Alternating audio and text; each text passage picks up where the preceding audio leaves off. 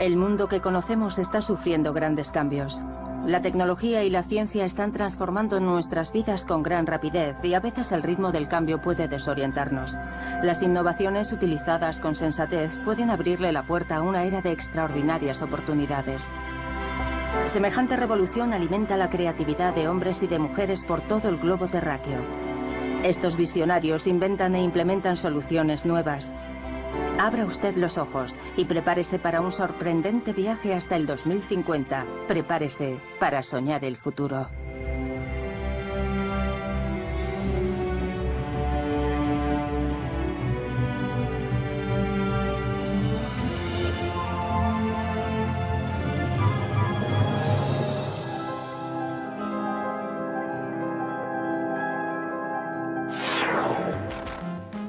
Encontrar un nido, una crisálida para nosotros y para nuestras familias, un lugar en el que descansar y refugiarnos del mal tiempo es una necesidad humana fundamental. La vivienda es un asunto que preocupa a todo el mundo y hoy día afrontamos un grave problema. Nunca ha habido tanta gente en la Tierra. Para quienes sueñan el futuro, la casa del mañana presenta retos significativos. Tenemos que afrontar el problema de la energía. Tenemos que afrontar el cambio climático. Las soluciones en muchos casos residen en encontrar un nuevo modelo. En el año 2050 la población mundial sobrepasará los 9 billones de personas. La mayoría de nosotros vivirá en ciudades cada vez más grandes. Los peores escenarios posibles predicen un futuro en el que la contaminación habrá conquistado la naturaleza. ¿Pero estamos a tiempo de encontrar alternativas?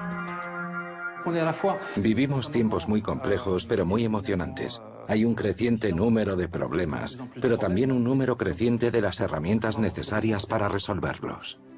En 2050 las nuevas tecnologías podrían permitirnos romper las fronteras de lo posible y conquistar nuevos territorios. ¿Llegaremos a vivir en otros planetas? Puede sonar ilusorio dicho así, pero a la larga tendremos que descubrir si podemos vivir en algún otro lugar. Tendremos que buscarlo en algún momento. La gente sigue diciendo, eso es una estupidez, no hay ninguna prisa, pero alguien tiene que empezar en algún momento. De acuerdo con la ciencia ficción, el hogar del futuro se divide en dos categorías. Por una parte, el director Terry Gilliam imagina inacabables rascacielos con apartamentos del tamaño de las celdas de una prisión. Por otra, los estudios Walt Disney predicen ciudades hermosas y verdes. ¿Qué nos aguarda realmente en el futuro? Para responder a esta pregunta podemos contar con soñadores y con inventores adelantados a su tiempo. Sus proyectos más disparatados incluyen convertir París en un bosque tropical, transformar nuestros apartamentos con mobiliario inteligente, construir casas autosuficientes o casas imprimidas en 3D.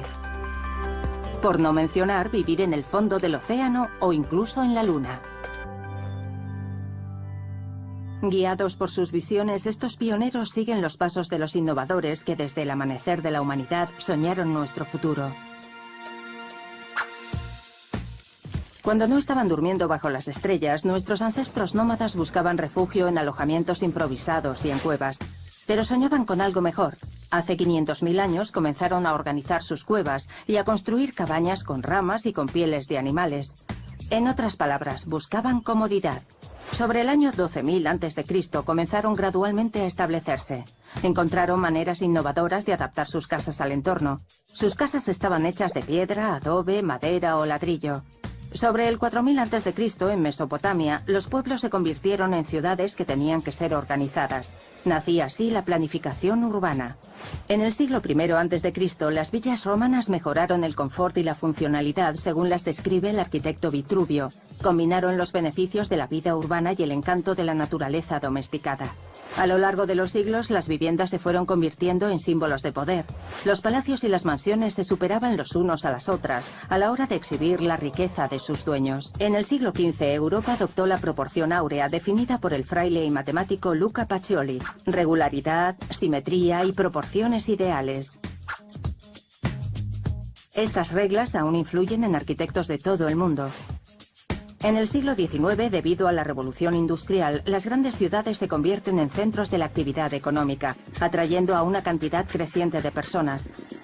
El espacio tenía que ser optimizado, que es exactamente lo que el barón Haussmann hizo en París.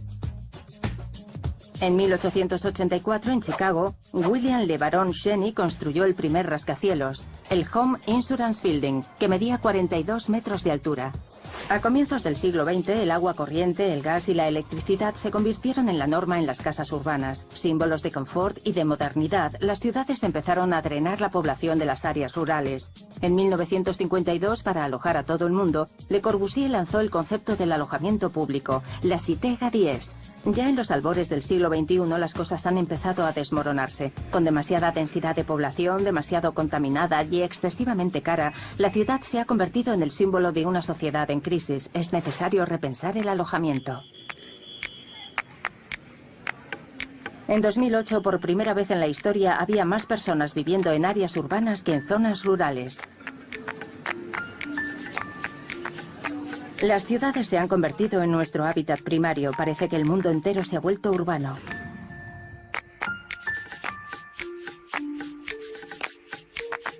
En 2050, el número de megápolis, ciudades sobredimensionadas que albergan a millones de personas, se disparará.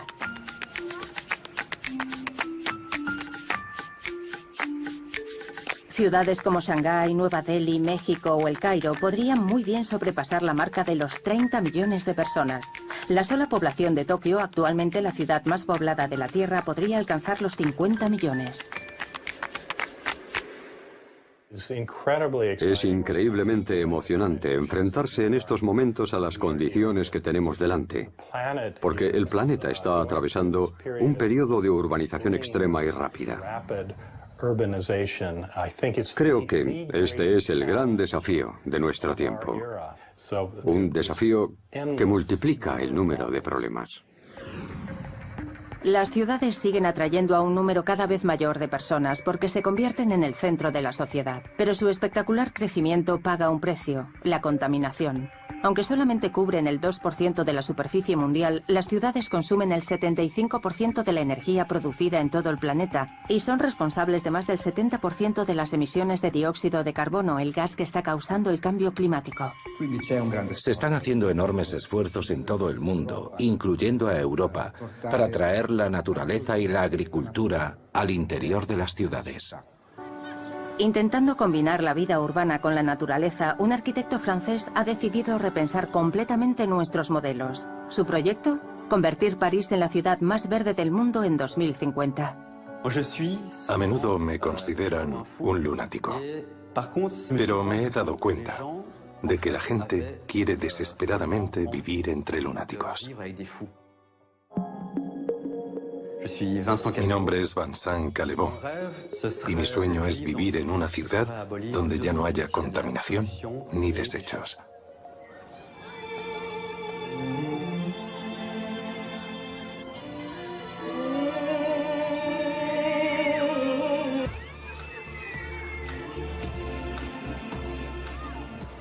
Mi primera visión de París fue una litografía que colgaba sobre mi cama cuando era un niño. Era un regalo de mi abuela y ese día pensé, cuando sea mayor, quiero vivir en París.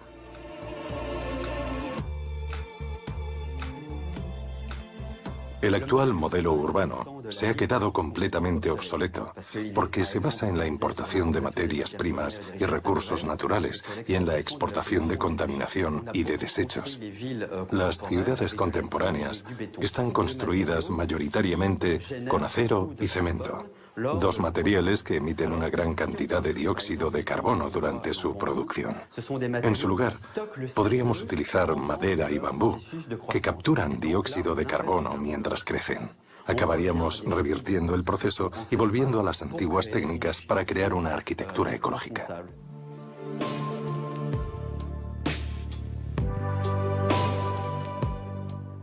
Personalmente quería luchar contra el trauma, contra la ansiedad constante que provoca el cambio climático. Ahora que hemos construido ciudades por encima de la naturaleza, podríamos volver a traerla a las áreas urbanas e imaginar quizá que mañana París podría parecerse un poco a la pluviosilva amazónica. Mi sueño es que la ciudad del mañana se convierta en un ecosistema natural. Cada barrio se convertiría en un bosque y cada edificio en un árbol habitado. Me interesa mucho este tipo de hiperhibridación. Incluso en las ciudades definidas por su historia y patrimonio, cualquier cosa es posible. Todo puede reinventarse y volver a llenarse de encanto.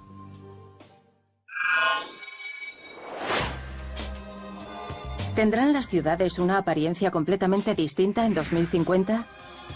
¿Qué espacios tendrán que conquistar para alojar a un número de habitantes siempre en aumento? ¿Cómo crecerán? Cuando necesitas aprovechar el espacio, piensa siempre en lo vertical. Las torres verticales son espacios funcionales. Puedes elevarlas todo lo que quieras. Pueden ser comerciales o residenciales y te permiten un desarrollo paramétrico, porque puedes incrementar la densidad de población hasta un punto óptimo. Desde que Otis inventó el ascensor en el siglo XIX, los arquitectos han estado pensando en el alojamiento en 3 dimensiones. Actualmente, más de 9.000 edificios por todo el mundo superan los 100 metros de altura. Los últimos años, los récords se han roto, relegando al Empire State Building al rango de casas ordinarias. Pero con sus fachadas de cristal y sus elegantes formas, estos ambiciosos proyectos requieren enormes inversiones, del orden de millones de euros. Reservados para los superricos, es muy poco probable que alojen a las personas normales. ¿Cómo encontraremos nuevo espacio para que nuestras ciudades puedan crecer? ¿Qué pasaría si dejásemos de mirar hacia arriba en busca del desarrollo urbano y cambiásemos nuestra perspectiva? Las ciudades capitales tienden a estar junto al agua porque durante siglos su poder económico vino del comercio marítimo. Pero hoy el agua también parece ser un obstáculo para el crecimiento. Un arquitecto holandés podría haber encontrado una solución. Para vencer este obstáculo, sugiere que comencemos a construir sobre el agua. El próximo lugar para edificar ciudades será el agua. Dejará de ser una frontera natural donde la ciudad se detiene para convertirse en otro lugar al que ir. Me llamo Koen Olthuis y mi sueño es comenzar a usar el agua para crear mejores ciudades y para mejorar el mundo.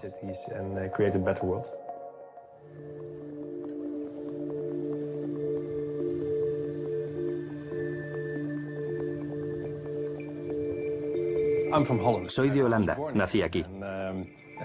Y cuando creces entre estos campos, estas praderas y todo este verdor lo acabas considerando normal, pero no lo es. Este es un país muy bajo. Se trata de un país que se encuentra bajo el nivel del mar. Vivimos a unos 4 o 5 metros por debajo del mar. Creemos que podemos conquistar la naturaleza, que podemos hacer diques para estar completamente a salvo, pero esa idea es falsa. La naturaleza es tremendamente poderosa, así que de repente fue como si sintiera un clic y me dije, esto no es acertado, hay que dejar de pelear contra el agua y ver si podemos vivir con ella. Desde luego a base de construir edificios flotantes. Están sobre el agua y son casi el medio más seguro para construir y para vivir en este país.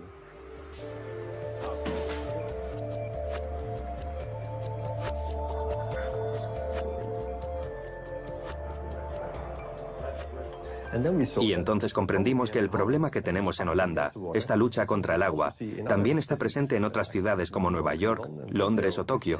Es el mismo problema.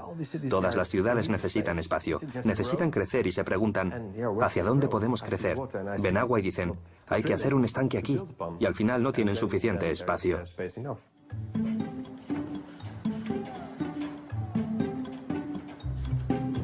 ¿Qué peso está soportando en estos momentos? Pues creo que ahora mismo estaremos hablando de unas 15 toneladas. Es decir, 15.000 kilos. Así que si sube y baja unos cuantos metros, entonces... Sí, eso es. La gente se pregunta, ¿cómo pueden construir sobre el agua?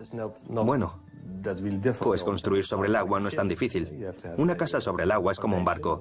Tiene sus cimientos que la sujetan para que no se desplace y su casco. Pero eso no es todo, porque si construyes sobre el agua, también construirás en otros lugares donde no esperas que la casa flote, en ciertas aguas que suben y bajan. Así que la casa tendrá que subir y bajar con ellas, de manera que necesitas colocar guías de acero cerca de la casa para que pueda moverse verticalmente, arriba y abajo, pero no horizontalmente. Y luego hay que instalar las conexiones del alcantarillado, de la electricidad, del gas y del agua. Para todo eso utilizamos tubos flexibles, que pueden moverse cuando la casa se mueve. Así que son decenas de pequeñas cosas, de sencillas tecnologías, las que hacen posible que las casas flotantes sean exactamente lo mismo que las casas normales.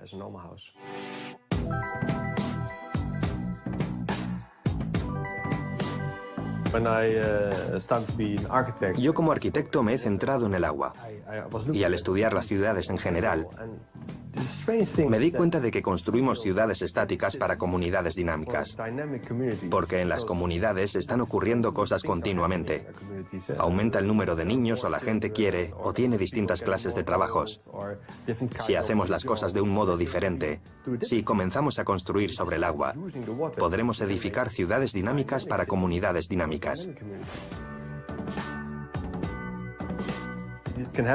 Puede ocurrir que tengas que mudarte por tu trabajo, cambiar de ciudad.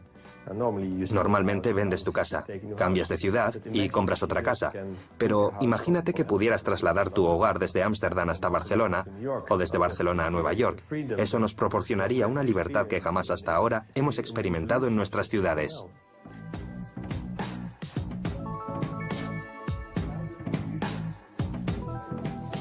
Mi padre me preguntó en una ocasión: Koen, ¿por qué no construyes sobre tierra firme?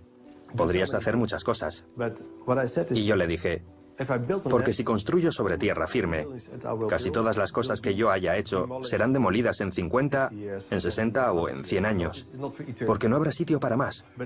Mientras que si construyo sobre el agua, la cosa no tendrá tanto que ver con el edificio como con el cambio de mentalidad que supone. Si creamos ciudades sobre el mar, comenzaremos a ver las cosas de otra manera. Son los cambios en la mentalidad los que hicieron posible que el señor Otis nos hiciera crecer hacia el aire con su elevador. Y son los cambios de mentalidad los que harán posible que comencemos a usar las aguas como parte de una ciudad.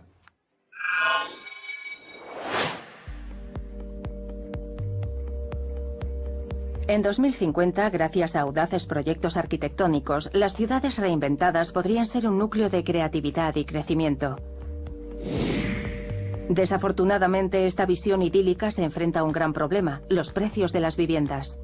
En el futuro, ¿se convertirán nuestras metrópolis en algo tan atractivo que excluirán a una buena parte de la población?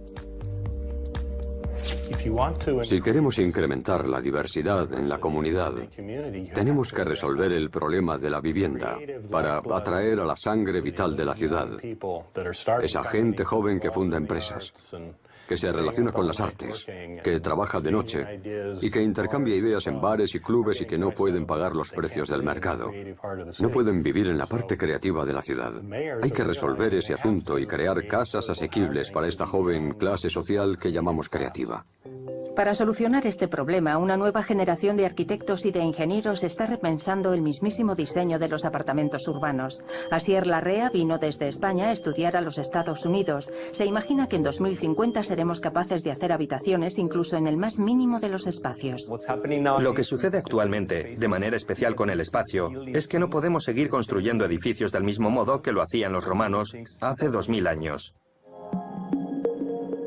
Me llamo Asier Larrea. Y mi sueño es que los espacios que nos rodean tengan superpoderes. ¿Y si ponemos la luz aquí? Sé que se han producido muchas innovaciones en la arquitectura, y no las estoy criticando. Lo que quiero decir es que las líneas básicas nos dicen que si necesito un espacio para dormir, Necesito un dormitorio, una habitación. Si necesito un espacio para trabajar, necesito un despacho. Si necesito un espacio para relajarme, necesito una habitación para relajarme. Y lo que ocurre es que no puedo hacer todas esas actividades a la vez, de modo que la mayoría de las habitaciones no se usan durante la mayor parte del tiempo. Y si pensamos en su arquitectura, en los muebles, en las paredes, en las camas, en las mesas, en los armarios, estamos hablando de cosas que son, número 1, estáticas, y número 2, estúpidas, sin sentido. Así que, ¿qué pasaría si robotizamos esas cosas y convertimos objetos estáticos y estúpidos en arquitectura dinámica e inteligente?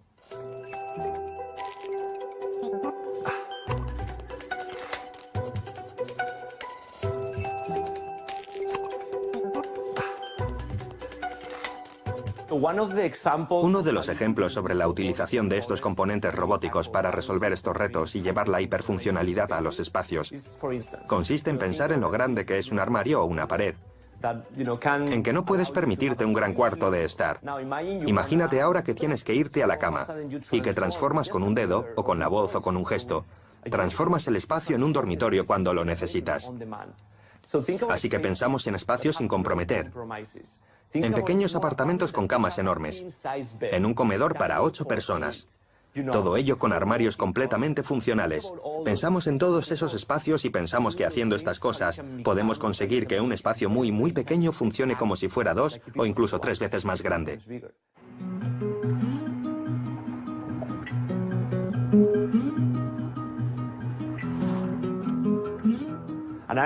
Y mi sueño también tiene que ver con cómo podemos democratizar estas herramientas.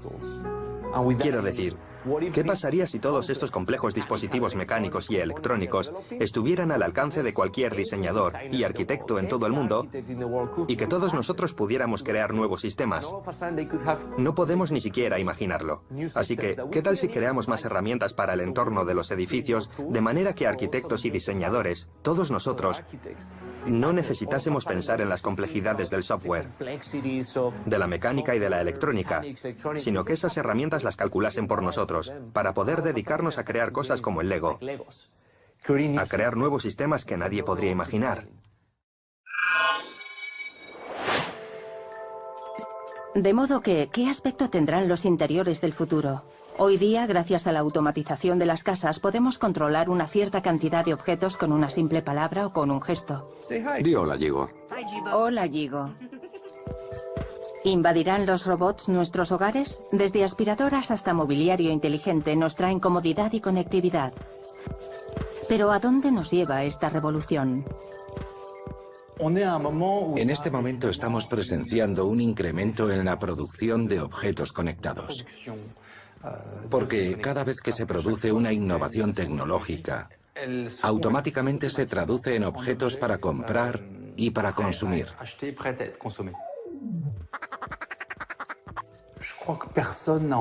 No creo que nadie quiera vivir en una casa inteligente. Yo preferiría vivir en los brazos de alguien que hacerlo en su cabeza. Personalmente creo en una tecnología que sea reactiva y que esté a mi servicio sin que yo la controle. No quiero vivir en una casa donde tenga que controlarlo todo desde un ordenador. Sueño con una casa capaz de sentir mis necesidades sin que yo dé órdenes. ¿Vendrá la próxima revolución del famoso Instituto Tecnológico de Massachusetts? A diario en este semillero de innovación, miles de estudiantes y de investigadores están inventando las tecnologías del mañana. En el Departamento de Arquitectura, un equipo está haciendo experimentos destinados a diseñar los materiales del futuro. Estas tecnologías no proceden solamente de un incremento de nuestro desarrollo, sino que vienen de ideas radicales que cambiarán fundamentalmente el modo en que vivimos y el modo en el que hoy desarrollamos cosas. Me llamo Skylar Tibbits y mi visión para el futuro son los materiales programados para que se puedan adaptar a nuestras necesidades y a nuestro entorno.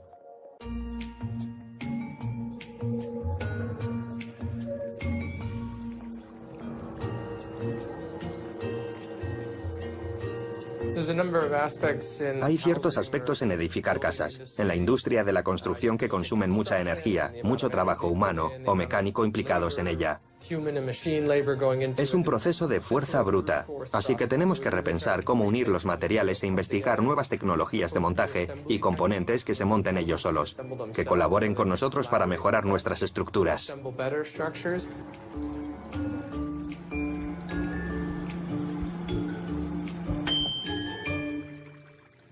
A cualquier industria le interesa fabricar cosas más nuevas, más inteligentes y más futuristas, pero tienden a ser robóticas. Tendemos a robotizar las casas, los coches, todas las cosas.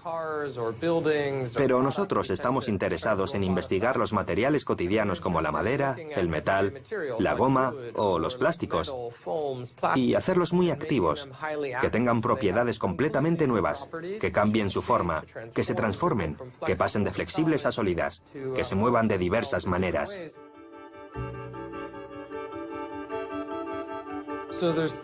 Los tres ingredientes principales para programar materiales son sus mismas propiedades. Saber cómo responden a la humedad, a ciertas fuerzas, cómo responden a la temperatura o saber que la madera responde a la humedad y el metal al calor, etc. La combinación de distintos materiales y de sus diferentes geometrías crea distintos efectos mecánicos.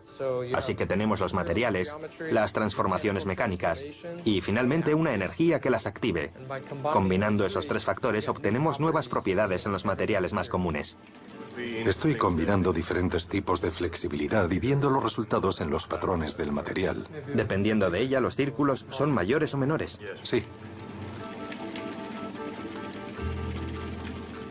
Si examinamos mesas u otros muebles, por ejemplo, veremos que su transporte implica mucha logística, grandes volúmenes, una gran cantidad de materiales de empaquetado, mucho desperdicio y mucho montaje cuando te los llevas a otro sitio. Son objetos estáticos que no responden a nada que hagamos. Así que nos interesa más un material al que pueda dársele forma, aplanarlo con un volumen mínimo, que se monte él solo para no implicar trabajo humano y que sea independiente del uso que queremos darle. Puede ser un escritorio, una mesa de despacho. Puede aguantar mucho peso o aguantar algo menos, la temperatura de la habitación. Podemos sentarnos encima, de manera que hay una gran cantidad de productos en los que este material se puede transformar.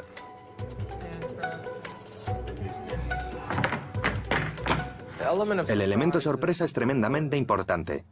Siempre estamos intentando sorprendernos nosotros mismos.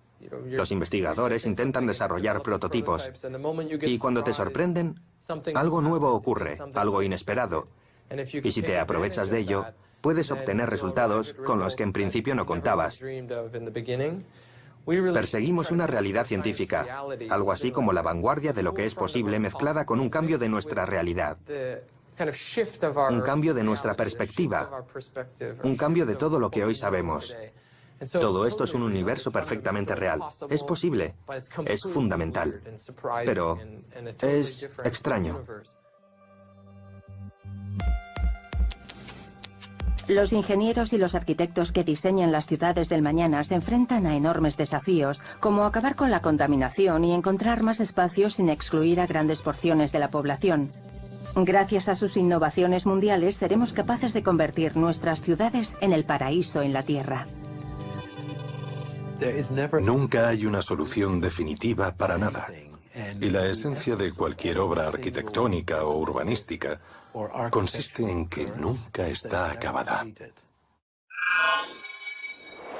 ¿Qué pasará si el futuro demuestra que nuestras predicciones estaban equivocadas? ¿Qué pasará si decidimos dejar la ciudad atrás y vivir en la naturaleza? ¿Qué herramientas tendríamos a nuestra disposición para repensar la vivienda en semejantes circunstancias?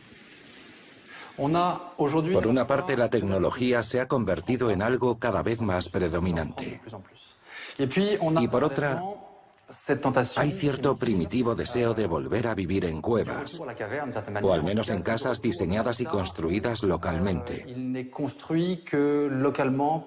No creo que ambas dinámicas entren en conflicto la una con la otra. La primera está enfocada hacia el futuro y la segunda hacia un pasado ideal. Así que creo que hay una oportunidad real de combinar estos modelos y de incorporar prestaciones inteligentes en edificios vernáculos.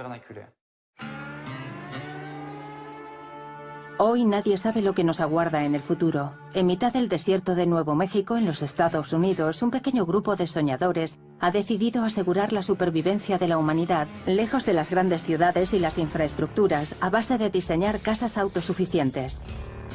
En mi opinión, una casa o un hogar son como un navío en este planeta, un navío que encarna los fenómenos naturales del planeta para cuidar a la gente. Me llamo Michael Reynolds y mi esperanza para el futuro es que aprendamos a vivir en armonía con la Tierra.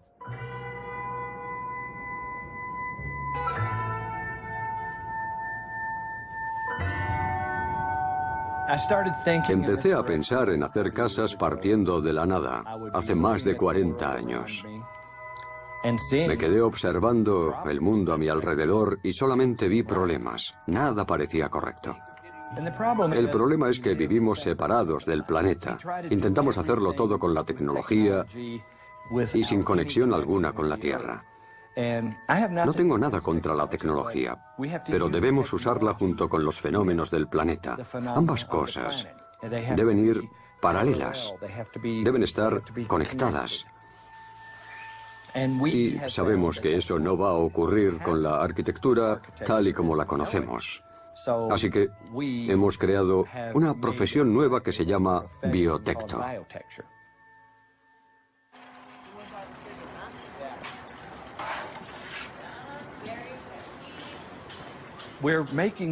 Estamos construyendo estas casas para toda la Tierra, de modo que hay que construirlas con materiales indígenas de toda la Tierra. Los neumáticos son indígenas, las botellas de cristal son indígenas, las hay en cualquier país al que vayas, las latas de aluminio, el cartón. Empezamos a fijarnos en estos materiales pensando cómo usarlos. ¿Los neumáticos van con la Tierra? Son estructuras resilientes más que comprobadas.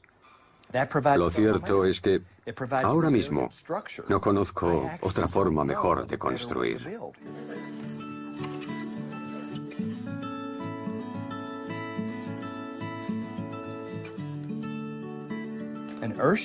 Y la nave Tierra es moldeada por las necesidades de la humanidad.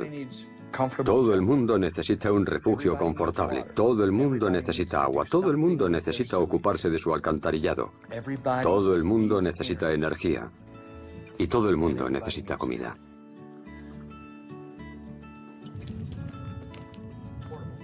Los edificios tienen que tener cristaleras en la dirección del sol, tienen que estar orientados de este a oeste, de manera que cualquier habitación reciba luz solar. Por eso los edificios son alargados.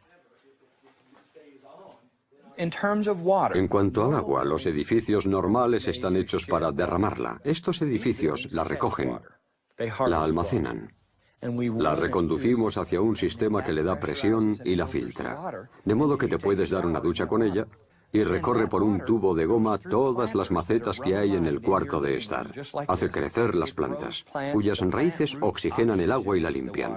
No se puede beber, pero sí se puede utilizar para tirar de la cadena del inodoro, de manera que utilizas los mismos 40 litros de agua para 4 cosas distintas.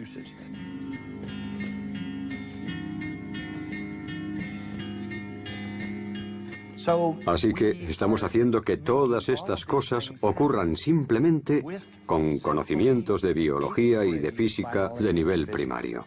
No hay tecnología de alto nivel por ningún sitio, solamente biología y física de las del colegio, que nos facilitan un edificio que nos cuidará sin que importe lo que ocurra en el mundo corporativo y político. He visto el potencial de estos trabajos para viviendas individuales, para villas, para pueblos y para ciudades. Si un puñado de billonarios decide construir la ciudad del futuro, tendrá que pasar los primeros 10 años construyendo la infraestructura de los servicios de esta ciudad. En nuestro caso, cada edificio tiene su propia infraestructura, así que es autosuficiente. Yo mismo puedo construir una ciudad mañana, simplemente construyendo el primer edificio. ¿En el futuro seremos capaces de construir nuestras casas con casi nada? Nuestros hogares son cada vez más confortables y cada vez están más equipados con tecnología, y a veces olvidamos que casi 1 billón de personas en todo el mundo vive en casas por debajo del estándar mínimo. Creo que el papel principal de la arquitectura es hacer llegar la calidad a tantas personas como sea posible. y no hacer ostentosas demostraciones de calidad que acaban por ser inalcanzables para la mayoría de las personas.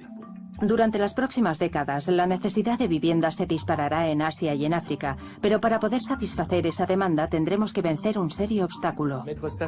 Cobijar a tu familia de la lluvia y del calor se ha convertido en algo demasiado caro.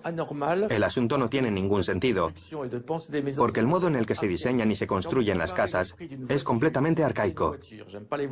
Si nos fijamos en el precio de un coche, aunque no me gustan, veremos que son admirables en términos de tecnología, calidad y fiabilidad. En comparación, una casa cuesta 10 veces más que un coche. Si industrializásemos la producción en la misma escala, el coste de una casa podría reducirse perfectamente en 10 o 20.000 euros. ¿Qué sucedería si la respuesta viniera de tecnología todavía reciente, pero que en 2050 nos permitiera construir casas a un coste mucho menor? En un pequeño pueblo en el norte de Italia, un equipo de ingenieros se ha inspirado en los animales para construir la casa del futuro. Cientos de millones de personas en todo el mundo necesitan una casa y solamente tienen un presupuesto de 300 euros para hacerse con ella. Me llamo Massimo Moretti y mi sueño para el futuro es diseñar casas cómodas y de bajo coste.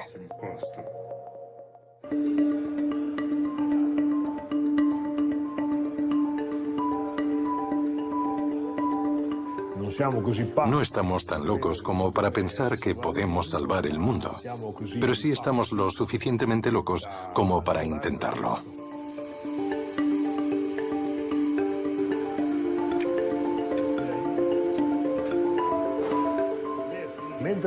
Un día me estaba preguntando cómo construir una casa de bajo coste cuando vi una avispa construyendo un nido.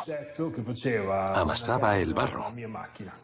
Vi cómo dejaba secar el barro al sol, construyendo su casa de barro. Inmediatamente pensé que usar cualquier material que hubiera en el lugar era una aproximación perfecta a la construcción a coste cero. Hay barro por todas partes. Pensé para mí, esta avispa es la impresora 3D suprema.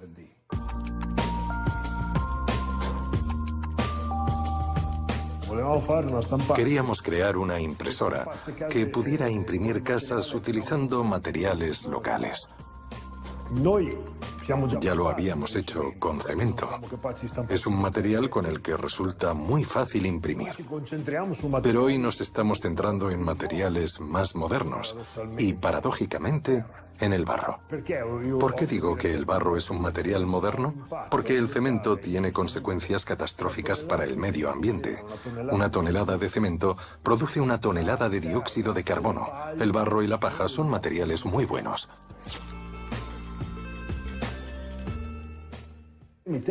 Desde luego hay muchos retos técnicos. El más grande siempre ha sido el cambio de estado de los materiales.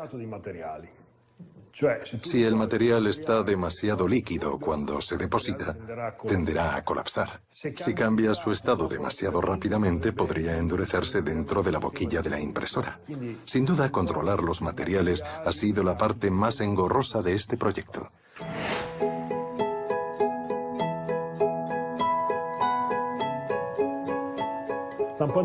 Una impresora 3D es un dispositivo que almacena datos y los replica.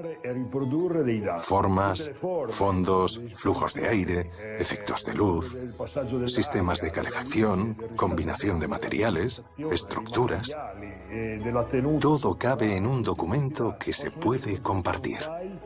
En 2050, esta conciencia colectiva será incluso mayor. Compartir el conocimiento se convertirá en algo muy extendido. Creo realmente en el conocimiento al servicio de la comunidad. Cuando el conocimiento se comparte, es mejor para todo el mundo. ¿Qué sucederá si mañana, gracias a la evolución de la impresión 3D, pudiéramos mudarnos a la Luna? Desde que empezamos a mirar al cielo, hemos soñado con conquistar otros mundos. Durante mucho tiempo, este sueño estuvo confinado en el reino de la ciencia ficción. Pero la exploración espacial en el siglo XX convirtió este sueño en realidad, permitiendo que los astronautas se aventurasen en el espacio e incluso que pusieran un pie en la Luna.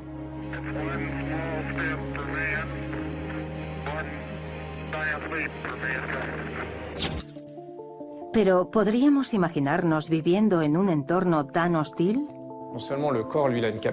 El cuerpo humano no solamente es increíblemente capaz de adaptarse, sino que además empleamos la tecnología para aumentar nuestra adaptabilidad. Nos protegemos de la radiación solar, tomamos suplementos alimenticios para minimizar la deficiencia de vitamina D y nos ejercitamos 2 horas al día para simular el empuje de la gravedad contra cualquier parte de nuestro cuerpo. Combinando la naturaleza humana y la tecnología, somos capaces de visitar lugares para los que no estamos hechos y de convertirlos en nuestros. Eso es lo que resulta tan fascinante de la exploración. Eso es lo que me apasiona de ella.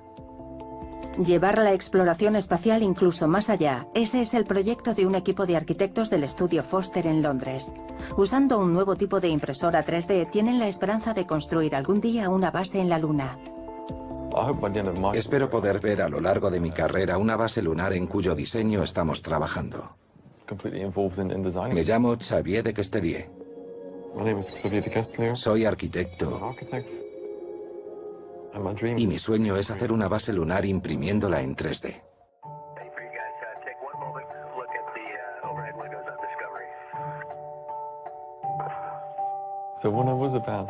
Cuando era pequeño le pregunté a mi padre en Bruselas qué era todo aquello que había en el cielo. Y hasta la fecha es la cosa más sorprendente que he podido ver. Y me puse a diseñar estaciones lunares. Y creo que lo que hoy hago no es muy diferente de aquello, que vuelvo a aquellas visiones.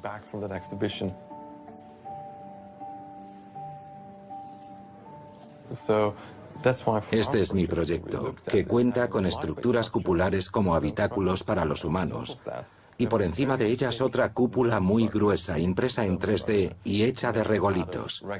En resumidas cuentas, es como hacer una habitación en una caverna.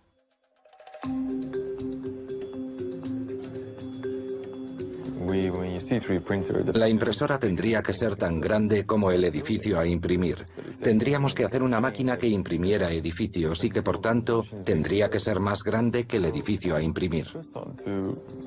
Como eso no lo haría nadie, como aproximación a la idea hemos diseñado un par de impresoras robot que imprimirán la estructura del edificio. Cada material, cada pieza está hecha del mismo material. Así que todo el edificio no es más que un gran montaje de distintas piezas. Si piensas en estas impresoras robots, puedes figurártelas como organismos vivos que van creando las estructuras de un modo similar a la naturaleza. Lo hacen como ella, trabajando poco a poco. Cuando planeamos un edificio, no nos fijamos realmente en las estructuras individuales, sino en la estructura producida a largo plazo.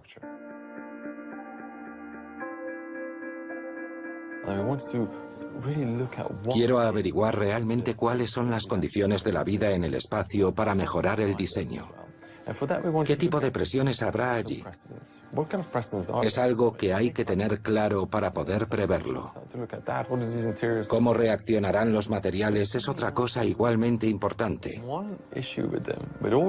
Hay un problema común a todas las estructuras, y es que parece haber demasiado espacio en estos corredores. Y si hay algo que escasea en el espacio, es precisamente espacio. De manera que vamos a conectar estos corredores entre sí para darle más espacio a las zonas habitables. Eso es lo que queremos hacer. Si viviéramos en una base lunar, ¿podríamos colonizar igualmente otros planetas y hacer de las películas de Ridley Scott una realidad?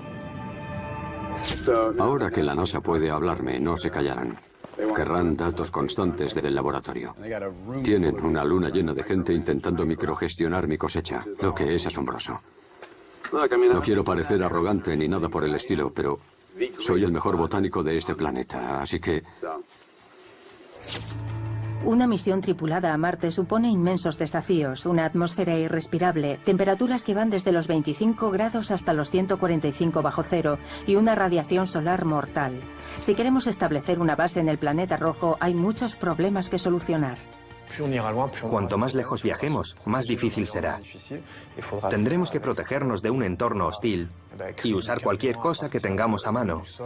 Tendremos que hacer combustible a base del suelo y de la atmósfera marcianos. Tendremos que reciclar nuestra atmósfera, reciclar el agua y usar tan poca como sea posible. Es una interacción interesante. Tendremos que protegernos contra el entorno y a la vez explorarlo. Tendremos que preservarlo y usarlo también en nuestro propio beneficio. Al menos así es como lo vemos. ¿Qué ocurriría si un día todos los desafíos técnicos se resolviesen y los científicos fuesen capaces de crear una colonia marciana? ¿Querríamos llamarla nuestro hogar y abandonaríamos la Tierra tranquilamente? Creo que hay un punto muy interesante en la exploración espacial.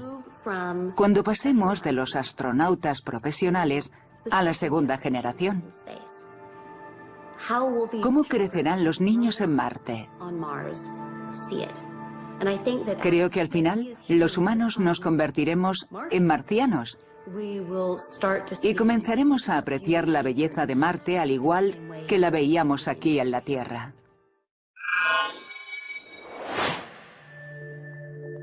Aunque algunos de los nuestros sueñan con abandonar la Tierra, aún hay un enorme hábitat sin explorar en este planeta: el océano. ¿En el futuro seremos capaces de vivir bajo el agua como los peces? Creo que los océanos son espacios fundamentales. Hoy los percibimos como enormes zonas grises. Pero en 2050 tengo la esperanza de que tengamos un acercamiento más humano y restablezcamos una relación positiva y fértil con estos gigantescos espacios oceánicos. Lo cierto es que son los espacios más importantes de la Tierra. Los mares y los océanos representan más del 70% de la superficie de la Tierra, hecho que le ha valido el sobrenombre de planeta azul. Sin embargo, vivir bajo el agua se considera todavía una quimera, pero no para este ingeniero australiano, que ha estado realizando sorprendentes experimentos para comprender cómo podríamos construir auténticas casas submarinas en los próximos años. Lo más atractivo de vivir en el agua es hacer nuevos descubrimientos, la posibilidad de ver cosas nuevas que nadie haya visto antes. Me llamo Loy Godson y soy acuanauta en una aventura marina en Australia.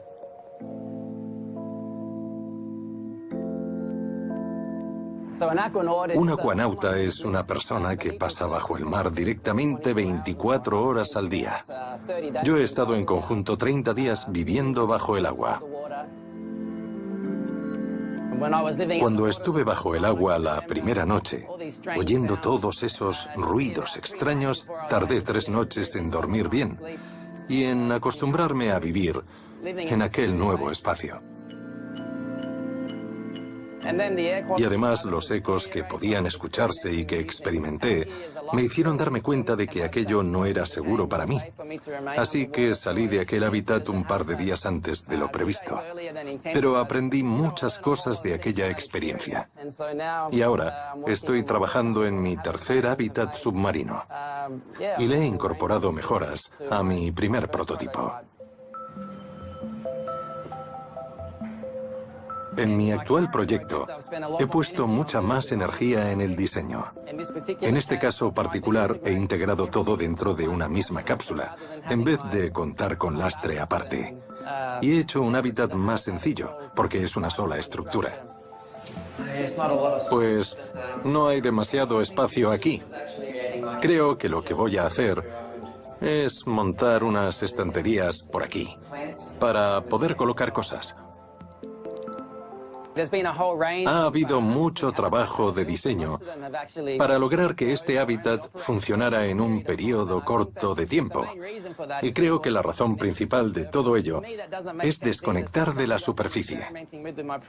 Parte de mi experimento consiste en eliminar completamente esa conexión y tener un hábitat autosuficiente bajo el agua. Tenemos la tecnología necesaria para explotar el hábitat submarino y los requisitos tecnológicos para poder permanecer bajo el agua. Así que creo que es importante alcanzar la autosuficiencia y no depender de la gente de la superficie para sobrevivir.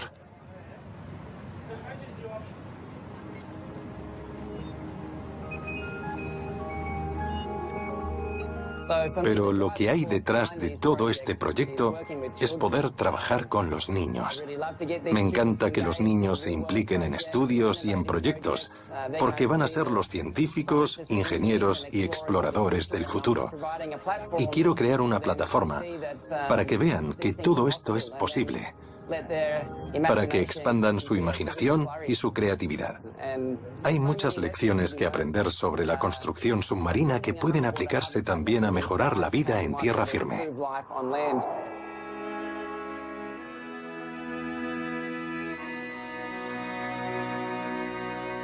Los seres humanos siempre han sido capaces de colonizar incluso los lugares más remotos y de prosperar donde han querido. En 2050, para convertir nuestras casas, edificios y ciudades en pequeños trozos de paraíso, tendremos que continuar combinando imaginación, innovación tecnológica y desarrollo sostenible si queremos preservar nuestro más precioso hogar, la Tierra.